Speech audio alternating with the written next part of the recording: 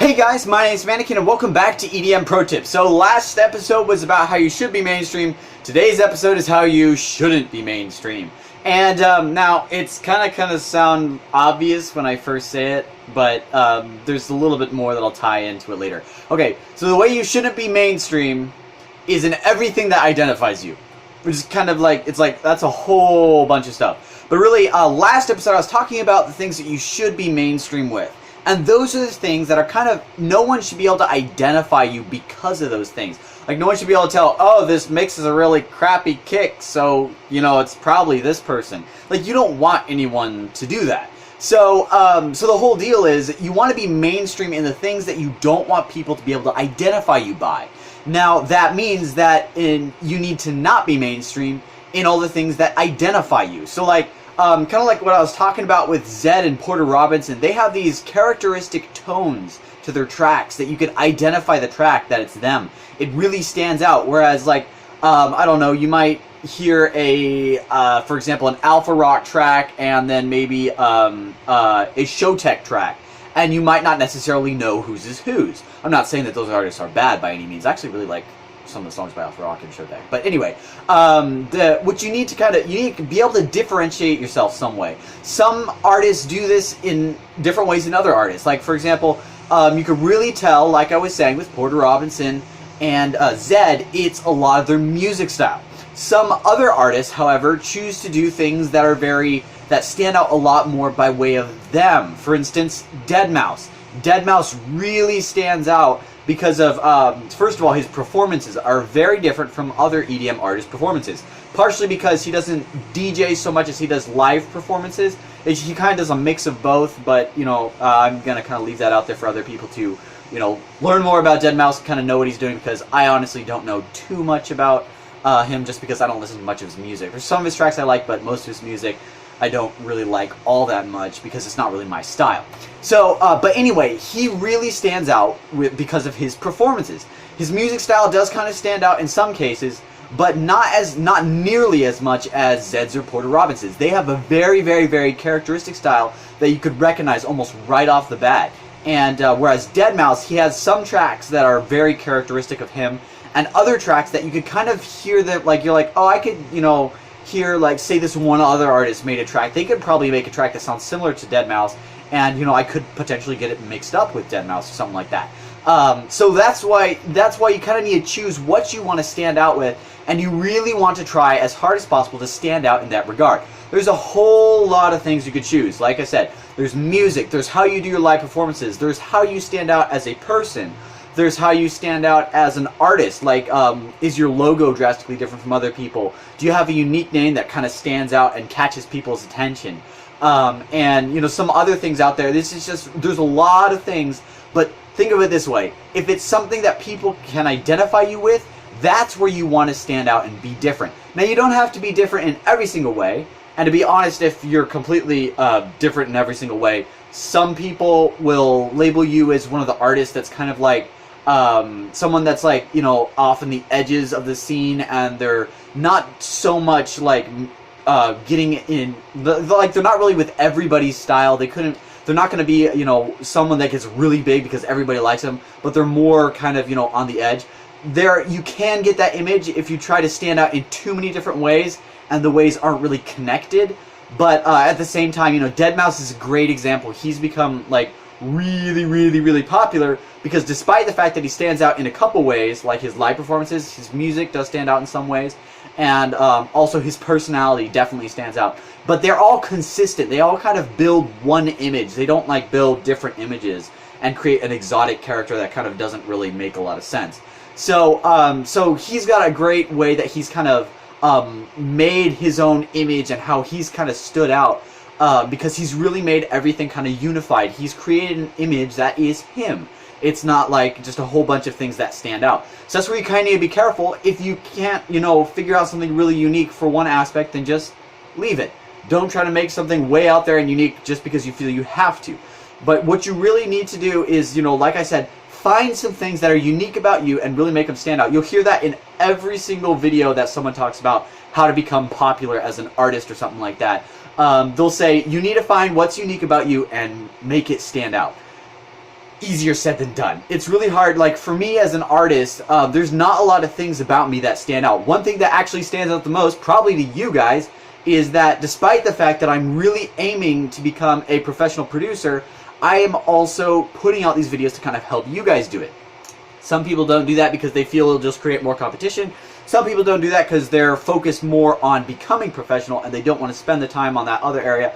And some people just feel that they can't teach very well. So that's why they wouldn't choose that path. I've kind of chosen that path, and that's kind of a thing that identifies me a little bit. But other than that, I actually don't stand out all that much as an artist. So that's part of the reason I haven't gotten very far in my path as for trying to get, become a professional producer and really get out on the market and kind of get people to know my name more often.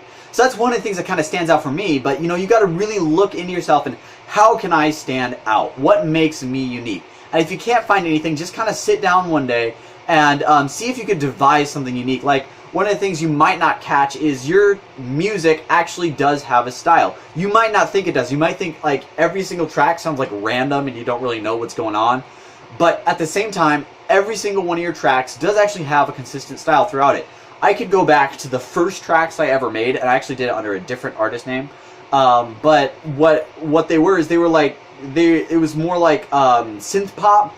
And as I progressed, I did change my style drastically, but at the same time, you can still listen to my tracks now and my tracks before and say, I could actually kind of tell that was by the same person.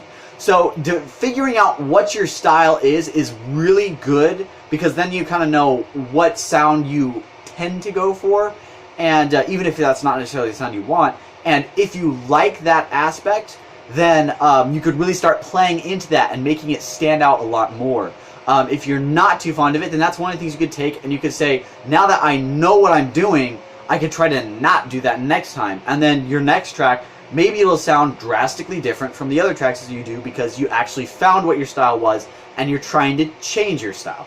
So that's something you could do, and that could actually allow another opportunity for change, because if you consistently change your style and until it develops into something completely new, you'll have developed a new style.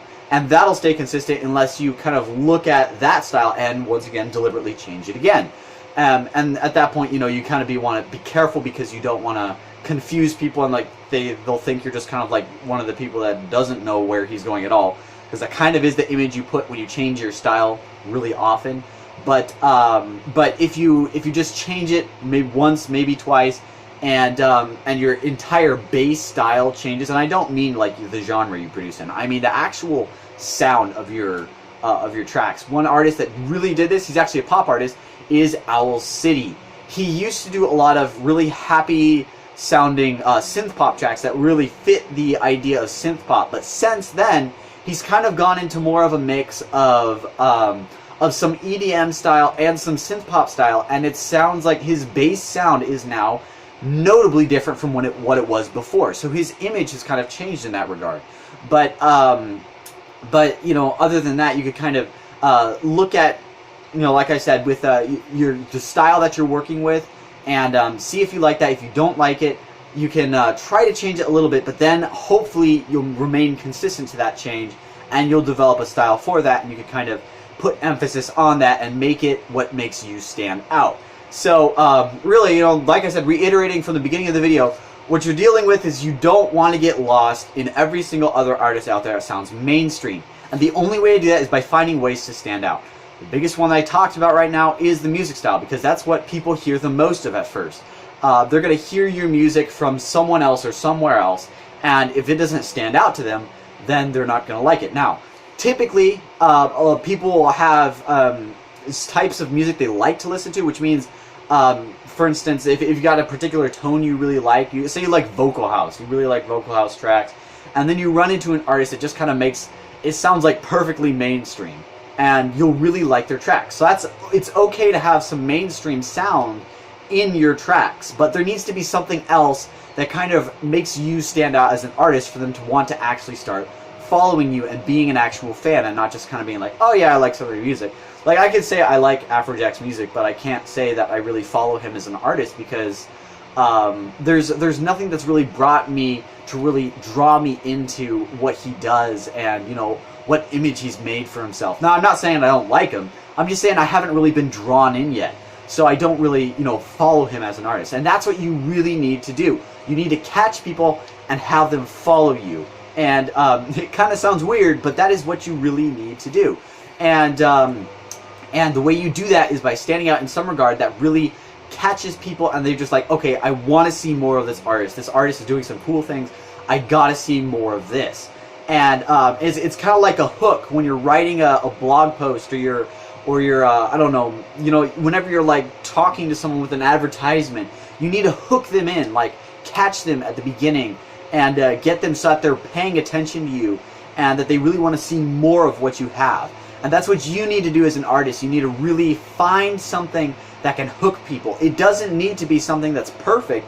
It just needs to be something that's like just enough for them to want to see something else. Like, for instance, if you make a really eerie lead and then you follow it up with this very beautiful, epic, wide sort of sound, then people will be like, oh my gosh, this is so cool. I mean, I might not have really liked that, that one lead that was first, but just this transition that makes it so powerful, that really got me. And I want to hear, maybe I check out his other stuff, and maybe he'll have something that's just perfect, and I love it.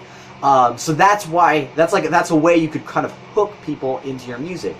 Getting something, and you don't have to play it out perfectly, just play it out right, and play it out in a way that says you. Something that they could go in and actually expect to find more of when they listen to you. A great example of what not to do is kind of when you hear Imagine Dragons' track Radioactive. That track got really big. A lot of people know that track. You probably know that track.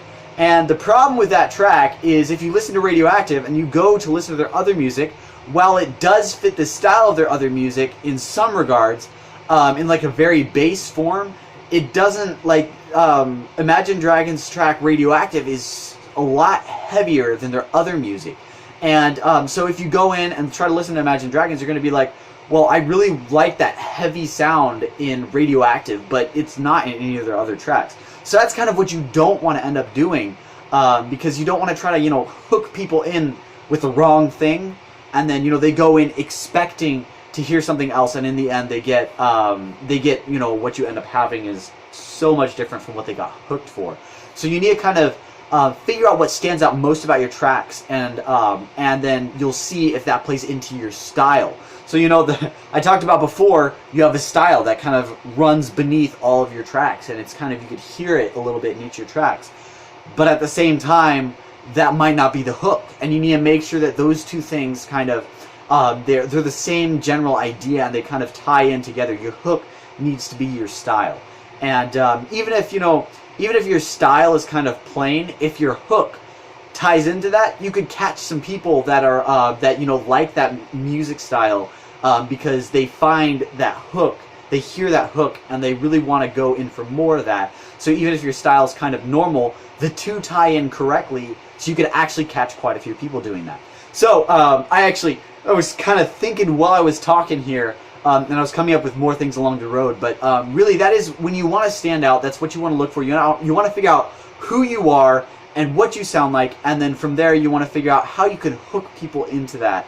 And if your music is doing that, or if the, I don't know, Twitter post you're making, like, because a lot of people, they make an image on Twitter, and a lot of people just want to hear their Twitter comments, like, their thoughts on the industry, or their thoughts on someone's latest track, or something like that. Or like some people, like some people end up just making a Twitter account that's based off the image of having a particular style of music they like, and they do a lot of really good suggestions, and they make these really good playlists for people to check out, and they just kind of build an image on Twitter of, this is all the stuff that I like, and then if other people find that style and they like that too, they could hop into there. So it's all about, finding what you like, and then trying to put some sort of hook on it that'll get people to come in just to see more of that, even if it's, even if it's through an obscure method like making playlists that are really good. That's kind of what DJs do, by the way.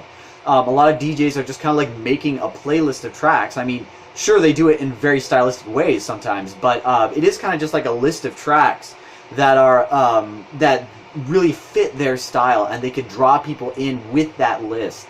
So a lot of things to chew on there. It's kind of one of the ones where I can kind of give you some pointers, but I can't really tell you, how do you stand out, because quite honestly, I don't know as many of you as much as I'd like, and so I can't really tell you, you know, how you as an artist specifically would really like stand out. I mean, that's a lot of something you need to think about, partially because you know, even if I told you how you stand out and how you could potentially stand out, that might not be the way you want to stand out. It's going to be, you know, a lot about what you see and what you want to kind of build as an artist. So it takes a lot of work to get that one. You know, you might not realize you develop a sound. You might not have made enough music to really figure out what your sound is. But trust me, a lot of people will say, oh, you have to go find your sound. No, you don't. You know what you like when you're listening to music, I'm sure. And you kind of know what your style is if you've produced enough. What I mean by produced enough is like if you make 5 tracks. If you make 5 full tracks, you could probably tell what your style is. It might take a little bit of work. You could probably look through them and really listen and figure out what your style is. And but you know, yeah, if the two things conflict, like what you like and what your style sounds like, then listen to more of those tracks that you like and figure out why you like them so much, and deliberately tie it into your tracks and change the things about your tracks that you don't particularly like. Like one of the basic examples is a lot of the music I began producing was happier than the style that I really wanted. I wanted a more when I was first starting, I wanted a more kind of like a sad sort of sound. I did not want like this happy sound that I was coming up with all the time. And it took me a long time to kind of move away from that. And you can even see that in some of my tracks still. Sometimes I have a more happy sound than I have an epic sound. And I'm kind of working to go away from that because it's not what I want. That's just kind of what I did naturally the best. But you know, you can still kind of hear it a little bit in some of my tracks. So it's kind of, you know, a lot of work in figuring out what you want to do and how to take what you're doing and change it to shape that. But at the same time, it's really important for you as an artist to figure that out early on and just kind of start moving in that direction and building your image around what you want to be. And I don't mean like what you want to be popular. I mean what you want to be as a person. Like I really like this type of music sound, and I really want to just like I don't know, share that style with other people. And then you take those things and you really start to look at how you could build that image and how you could let other people see you for what you want to be, not necessarily what you kind of just like, you know, randomly end up being because you're not focusing enough and you're not really trying to build that image. Now, that said, that could easily bring up another point here that I do want to mention just kind of briefly. Don't build an image that's not you. You could build an image that you think will get popular, and it's like, I don't know, say you really like Martin Garrix's style of music, but deep inside, as cheesy as it sounds, you kind of like dubstep more than you like electro house or progressive house. But you're kind of like, oh, I want to be like Martin Garrix to kind of stand out like him. So you kind of start emulating his style of music, and then you start to kind of, you know, post similar posts to he posts whenever he does stuff like that, and comments similar to his. And you could build an image similar to his, but everyone will kind of like, everyone can feel it when you're not really, really into it at a core level. So when you're building your image, you need to make sure that even though it needs to be something you want, it needs to be something that is still you. So you can't just like go off on a tangent and just kind of be like, you know, I want to be like this artist. Don't be like that artist. You can like his music, you can figure out what about his music you like, but don't be like that artist. You need to be your own artist. You need to stand out in your own way, and the best way to do that is to really be honest and know your style and know what you want and know how to get other people to want it too. So pretty long here. I know I covered a lot of stuff by way of, you know, just talking about, you know, different sides of the issue, and I couldn't cover, you know, as much about particularly where to look to find your style. I briefly covered some things about that, but like I said, that's just going to be something that you're going to have to look for. I mean, you could, like, for instance, just random thing really quick, you could be someone who makes Instagram posts that are funny, and you're doing them with like a lot of artists that you know. So like, you know, you kind of find the funniest point about an artist that you know just kind of like on the internet. You take like a selfie with them doing that one thing, and you could actually build an image that way. And if that's something you like to do, and then you could actually, you know, play that into your music too. So as long as what you're doing on that side kind of ties into what you're doing on your music side, you could actually like hook people in that way. And that was just like something randomly off the top of my head. Feel free to use it. I don't care. You could do that. I don't know if anybody's done that. Like they've actually gone in and trying to like make a whole comedy series of whenever they meet a producer, they figure out what the heck is unique about them or something funny about them, and then they just kind of like take an image of that and then they kind of build it into their channel, so that their account somewhere, so that they could kind of, you know, say like, hey, I got this kind of like funny list of like strange things that you probably didn't know about these producers. And I don't mean like famous producers. You could just like find a random producer that you know on the internet and just kind of figure it out. But that's kind of an idea as to how obscure uniqueness can get. You could like, it could be the most random thing ever, just as long as you figure out what you want to do, how you want to hook people in, and you know, really figure out a way to tie those things together and build an image for yourself, and not just kind of like sit up there flailing, do whatever the heck comes to mind, because then people come in and just kind of see, they won't see a solid image. They'll just kind of see, you know, you doing whatever the heck comes to mind. So it is, like I said, it's a lot of work. You really need to look into it, and it's one of the things that, you know, it might take like, I don't know, a whole year to just kind of really start building that image that you've kind of figured out that is you and you want it to be, and things like that. But it's very important to start as soon as you can, and like I said, just don't just emulate artists. You need to stand out, and you can't do that by emulating an artist. So anyway, I hope this was helpful. I imagine this was a lot longer than some of my other EDM Pro Tips ones, but I kind of felt this is one that a lot of people try to cover it, but they don't cover it as well, because they're mostly just like, you need to stand out as an artist, period. And they don't really give any suggestions as to how you would go about looking for that, and how you would go about getting people to realize that you stand out as an artist. So I kind of wanted to do a little bit more on that, but like I said, it's a very hard topic to cover, just because how unique everybody is as a person, and how you would possibly be able to figure out, you know, what makes them unique and how to help them. That's a lot what a manager kind of tries to help you do. Some managers are good, some managers are not so good, and that's kind of why you as a person need to figure out more about yourself before you start going to try to build an image or get a manager or anything like that, because they might start pushing you in a direction that's not you, and you might be like, well, I don't want to say no to them, because then, you know, it could just mess up everything. So then you'll be reluctant to really be who you actually are. So it's kind of a motivational thing here, but like I said, it's a lot of you know, you need to figure it out, you need to kind of look for it, and you need to take some time to think about it. So anyway, hope this is helpful. Thank you guys so much for watching, and I'll see you in the next video.